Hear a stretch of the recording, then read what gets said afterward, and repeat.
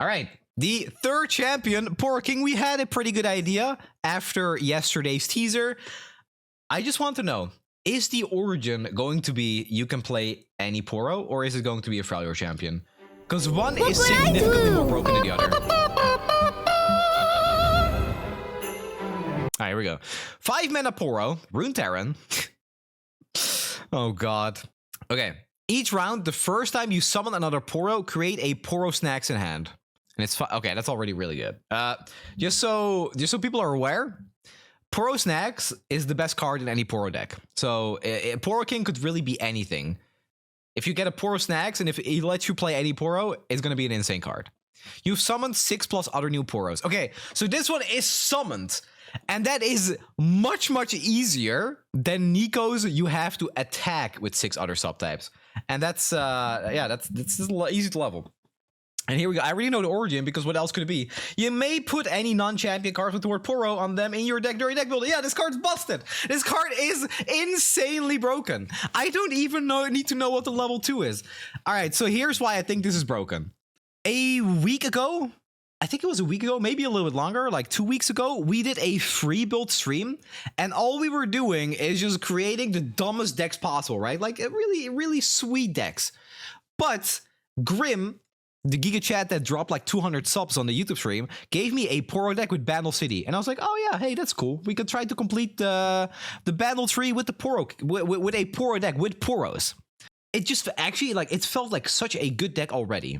It just felt like that deck already had legs because you get to play those Poro Snax from Freljord. You get to play the Poro Bot from Piltover, which is a pretty big deal. Like, sometimes that card just gets a great keyword and allows you to snowball the game. And you get Poro Stories from Bandle City. Your hand never runs out of cards. You generate so many Poros. It's actually just insane. This origin is nuts. It's really, really, really good. I think this is going to be a tier 1 deck. Yesterday we did some theory crafting, like we tried to build some decks as in like, what if it's the Poro King and this is the origin because we got that teaser. And yes, this is busted. I'll tell you right now. But only if you draw the Poro Snax. And I hugged him and it was really fluffy. But then...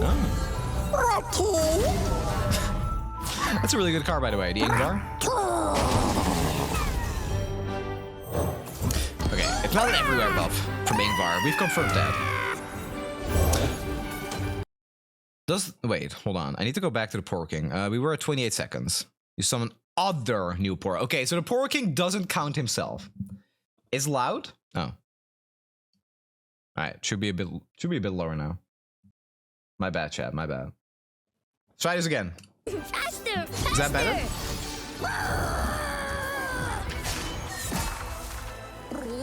Oh?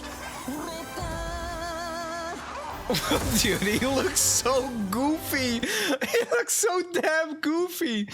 Okay. Each round, the first time you summon another Poro, create a random special Snax in hand. Isn't that exactly the same?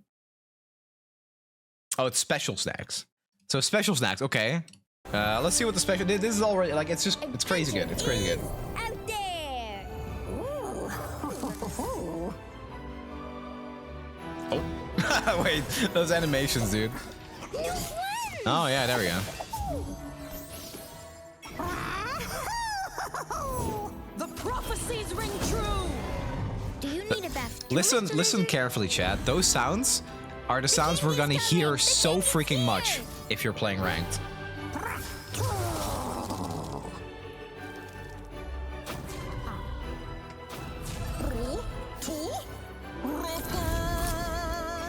Your Majesty?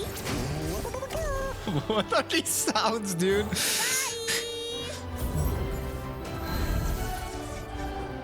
Wait, did we see what the snacks do? The special snacks? Oh. Wait, hold on. Grand Poro allies everywhere?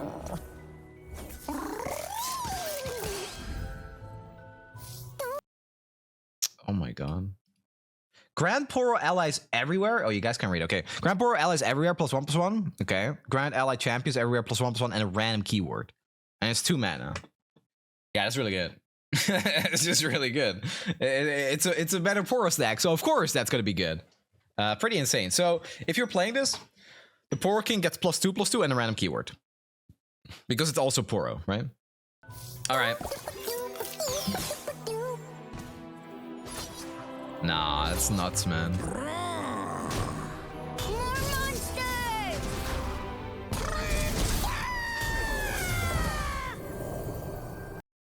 Okay, here we are at the end with all the cards. I think we have seen literally every card that's going to be released. The Ingvar, Dragon Prince Grinzo, and the Chemtech Cater we saw yesterday. Everything else... Yeah, everything else is tied to the Poro King. There's no gems on any of these. Okay, so we have the Poro King, and then we have Poro King's Council Call. 3 mana burst, draw 2 different Poro followers, and grant them +1/+1. Create a Poro King in your deck. Yeah, that's pretty good. So Freljord with Poros is never really like it had the Poro Herder to draw cards, and that was like fine, right? If you're playing Poros, it's pretty good if you can just draw Poro once you play some Poro Snack, so it's more like it's a 1 mana 3/3 or something. That's okay. This seems pretty good. Yeah, the Poro King is a 5 mana card, and this is only playable if you draw a second Poro King. That seems fine. Honestly, I doubt you ever want to play this. It's not like you're going to be great at protecting the Poro King. If it does die, you just want to play like the new Poro King and start generating more snacks, most likely. It's not main deckable, no. That's never been the case with Runeterra cards. Runeterra champion spells, rather. Okay, so these are the snacks that you get from the level 2 Poro King, right? Each round, the first time you summon another Poro, create a random special snacks in hand.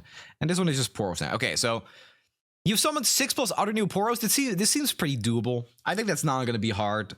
In a lot of games, you're going to play the Poro King on turn 5, and he's just going to be leveled.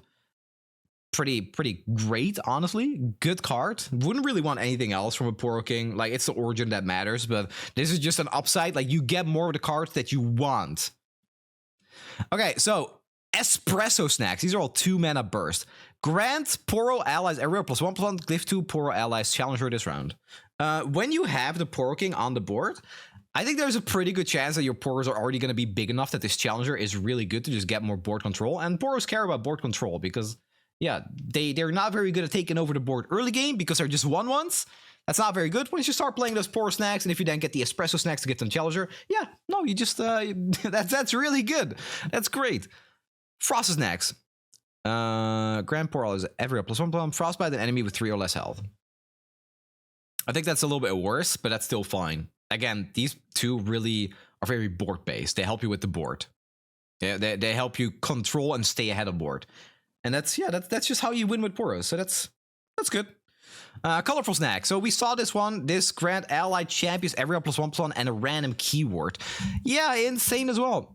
If you get this card, that means you have your Poro King on the board. So if you generate this, it's pretty likely that you're also going to be able to just give your Poro King straight up +2/+2 and a random keyword. That's very good. It's very good. It's really good. Pepper Snacks. These are all like round cookies, and this is just like a hot dog. All right. Grant Poro allies every +1/+1. Give Poro allies impact this round. That is the game ender. Okay, interesting. That one is also really good because it can help you win. I feel like depending on the stage of the game, the other 3 are probably better because they help you win trades. The Pepper Snacks, on the other hand, yeah, if your Poros are big enough and you give all of them impact and +1/+1, yeah, they're not fleeting. So that's crazy, man. Yeah, man, this is broken. This is turbo busted. Like, I find it funny, right? You look at Espresso, Colorful, and Pepper Snacks, and you're like, yeah, these are just really good effects. And then you look at the Frost Snacks, and it's like, Frostbite an enemy with 3 or less health. Like, I really like this 3 or less health. They were like designing these cards, and they were like, if they just get to Frostbite something, maybe that's a little bit too broken. And then you look at the bigger picture of everything that's going to be going on with Poro Snacks, and it's like, was this really the problem? Isn't this what we needed to fine tune? I don't know, man. I don't know. I think this is cool. Okay, so here's what I'm very happy about. We've seen Nidalee. We've seen Nico. Nidalee is very much an ambush card with literally like 2/2 units on the board that are hidden. That's her theme, that's her mechanic, that's her archetype, and that's very board based. Nidalee cares about what you're doing on the board, what kind of units you're summoning, how you're able to use your javelin toss, you're vulnerable to stay ahead and win through just attrition, right? Just keep punching them until they're dead. Neeko is a little lower to the ground, I'm going to guess. It seems like her subtypes, you probably want to play a bunch of 2-drops, so your opponent can't just like guess which one is Neeko. I wouldn't be surprised to see Neeko played as a sort of Seraphine deck, but instead of like a lot of different spells, you're playing a lot of different 2-drop subtypes. Probably. Also helps her level. And then this one, yeah, it's about Poros. All of these decks care about units, and I'm very happy about that. I tweeted a few days ago that I'm sick and tired of spell decks. I'm so just exhausted of looking at stuff like Set Karma. They play a million spells, they get that showstopper, they beat you Seraphine, Samira in Eternal with the Plaza Guardian, just literally like 6 champions in a deck and the rest is all spells. Oh, I guess, and the Plaza Guardian, and that's it. And now just like, it feels like a breath of fresh air. All unit decks. That doesn't mean that these champions are going to be the top of the meta. Maybe they're all bad. I don't know. Maybe we're completely wrong. I think there's almost no chance that Poro King is bad, though, with that kind of origin. But yeah, it's nice that we're going back to more just like units slamming each other for board control.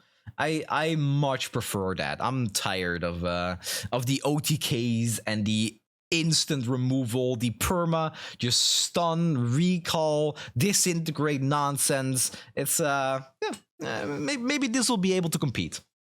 Stat spam is boring. Okay, I need that meme of what's it called? Where there's like this one panel. It's like a handsome dude like saying hi to a lady, and she's like, "Oh, you're so sweet. Like this is not violating any workplace ethics." And then you have the second one where there's like some ugly fat dude saying hi, as he's like, "Hello, human resources." I feel like that first, the handsome dude is the Poros. It's like, that's okay. If this is a stat deck with Poros, that's okay. Everybody loves that. But if it's something like Illaoi with tentacles, nah, that's a workplace violation. That's not okay. Tentacles, nah, don't do it. Poros, yeah, Poros is fine. I love Poros. It's finally time for Poros to take over. And another important thing is that Poro Cannon is rotated. Poro Cannon is no longer in the game. So we're not going to be looking at any elusive degeneracy. Looks like it's going to be much more board-based. You can still play your Daring Poros. You can still randomly generate them from your Poro stories and your Lonely Poro.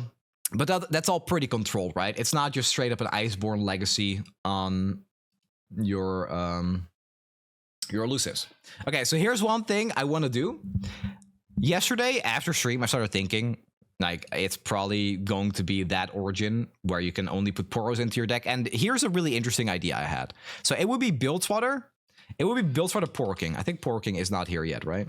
No, Poro King isn't here yet. Okay, we're gonna add, let's add some good-looking 5-mana unit here. What about Udyr? Okay, Udyr is Poro King here, all right? This Udyr, that's a Poro King. So then we're gonna click Poro. We're gonna add Poro Stories, Poro Herder, Poro Bot, Poro Snax, Fabled Poro. I'm not picking Aurora Borealis, and you'll see in a second why. We'll probably play a Pouty Poro, maybe some Affectionate Poro. Yeah, something like that. And then, for the second region, we're gonna go to Buildswatter. We're playing Grinzo.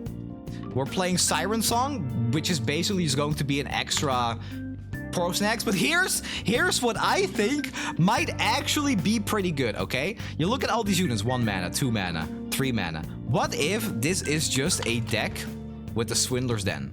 Because if you do run out of value, and I don't know if you run out of value, but I want to try this. If you run out of value, you play this on turn 6, and then on turn 7, you draw a 1-mana Poro, like you draw a Lonely Poro, and you draw your entire deck, right? You literally, like, fill your entire board. Is this good? I don't know. I don't know if it's good, but there is so many cheap stuff that Swindler's Den will kind of just make you play, you know, 1 Poro and then you just keep going and going and going. I think that's pretty cool. Is this a real deck? Nah, it's probably worse than a lot of other things you can do, but I think that could be a real card here. That's definitely not bad. It's I'm gonna try it. I'm gonna try it because it's awesome, because it's funny. Don't try to stop me, chat, because I'm doing it anyway. Alright, so final verdict on the Poro King, since this is the last card we got. Yeah, it's broken. It's a Poro meta. 100% a Poro meta. This origin, where I don't know where it is at the start here, this origin is so freaking nuts. You're getting like a really specific subtype, like tribal deck. You get all the good cards. Poro cards have been spread across regions. The big ones, like I said, are the Poro stories, the augmented, no, it's just called Poro Bot, I think, or augmented Poro Bot or something.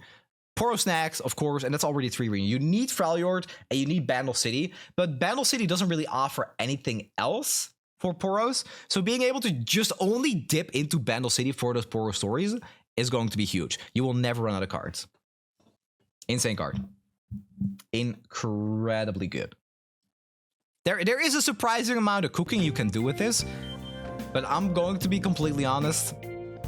This is just going to be 90% the same deck, whatever you're trying to do, right? You can go to Freljord for Ingvar. You can cut then the Siren Song, Gizmo, Brinzo, whatever. Gizmo.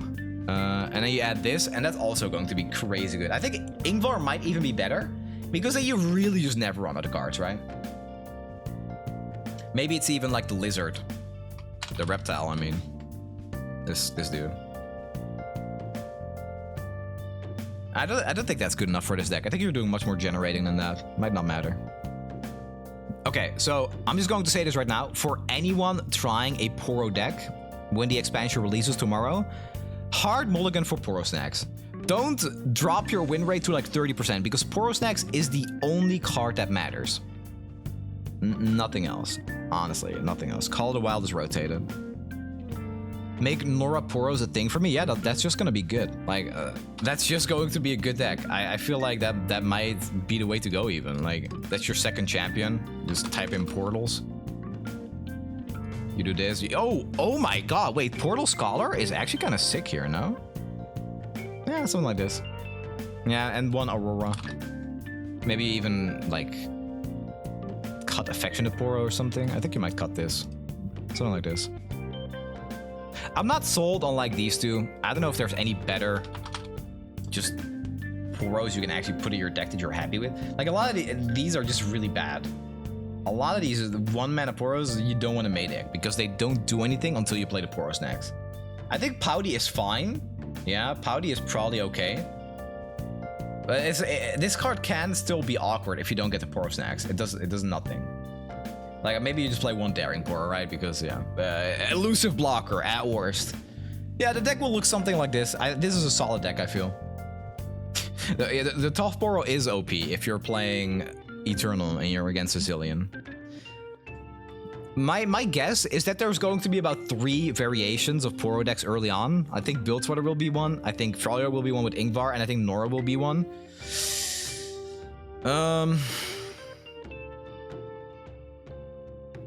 I don't really like Heart of the Fluff that much. I don't think it's a great card. It's really all in, and you don't need to go all in because the deck already looks really solid as is. Heart of the Fluff is not a way to make your deck more consistent. It's a win harder card. Win more. Win hard! When you shouldn't really need that with the Poro King. Super good origin. 5 out of 5 card. If I had to rate all the cards in the expansion right now, I'll try to pick my top 3, okay? We'll do that. How about Noxus card Legion Deserter? Legion Deserter? Yeah, see, that's another one. I could see that, actually. I could actually see that. Oh, wait. Also, Alfarius made this. This is what I meant with that meme. Literally this. Poros? Oh, you're sweet. Tentacles? Hello, human resources? Okay, so best card to the expansion. Number 1, I think is actually just Poro King. Poro King is the best card of the expansion. This, Ingvar the Younger, is probably top 3. Probably top 3. It's a number 2. I don't think it's anything from Nidalee specifically. No, I'm not rating all of them. I'm just giving my top 3 here. I think it might be Siren Song. I think the best card is Poro King. Number 2 is Siren Song. Number 3 is Ingvar. That's my guess. Yeah, I'm locking that into my top 3. Some Monument, possibly. Nico is a big question mark to me. I tried brewing a deck with Nico, and I had a really hard time. I think if you want to play Nico, you have to be Demacia, and I'm not a big fan of that. But Nico is probably good. It's just, I think it's either like the most straightforward thing you can imagine because elites and that kind of stuff, or it's like a really weird swarm aggro deck that somehow uses the Nico level up to actually do something insane. That's another. Those are other big ones. I think the Glacial Saurian is really good. Age of Dragons has a lot of potential too. I wouldn't be surprised to see some kind of Age of Dragons dragon deck actually sneak into tier 2 or something. Ferocious Fluff's better than expected. Portal Scholar, good card, great card. Might be top 5 even. Oh wait, did I put that in? Yeah, I did. Okay, Portal Scholar in. Deck Hunter is good. No, that's my top 3. Number 1, Poro King. Number 2, Siren Song. Number 3, Ingvar. It's putting a Freljord card in the top 3. Like, this could be a 20 out of 20 card. But if it's still in the bad region, then yeah, how playable is it really gonna be? I don't know, man. I don't know. But yeah, that's my rating for this expansion in general. I'm really excited. A lot of this stuff looks board-based. I'm pretty disappointed about the All-Seeing Oracle. That was something that they didn't need to do. That's something that just didn't need to be printed at all. Like, I don't think anyone would complain if they just decided to not give Ionia any new cards, especially cards like these. But I'm happy. This just looks very, very combat-centric, very board-based. 2020 is 5 out of 5. Yeah, no, you're right. Whatever. Whatever, man. All right, this is going to be a banger expansion. That's my prediction. I'm much more excited about this one than the last one, for sure. Not just because of the Shine On music video, not just because of the Soul Fighter event we're going to have, but just because we got some cool freaking champions that I'm excited to deck build around.